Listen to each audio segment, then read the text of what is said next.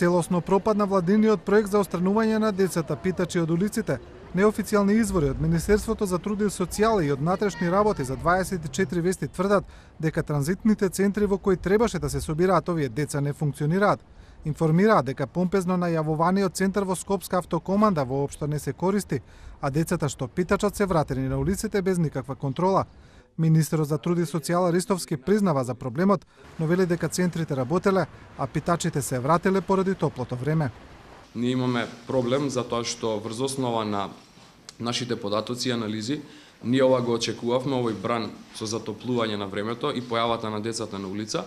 Меѓутоа ние ќе продолжиме со нашата активност, но со оглед на фактот што во минатиот период голем дел од овие деца и семејства беа дислоцирани од улица, односно самостојно се повлекоа како резултат на јавното најавување на оваа активност од страна на државните институции, се одлучивме овој пат без посебна најава, меѓутоа акцијата продолжува.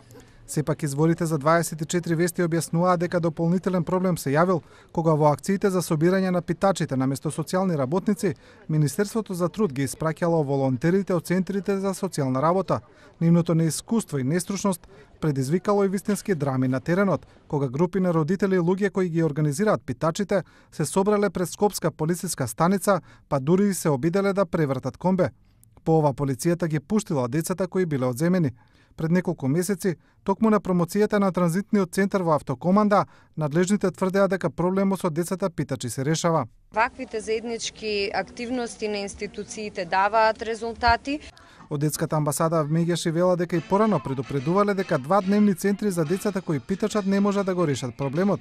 Бараат посериозен пристап од државата и воведување на задолжителна настава, бидејќи овие деца не го завршуваат ниту основното образование. Децата по 16 часот повторно се на улица, повторно се злоупотребуваат од страна на нивните родители.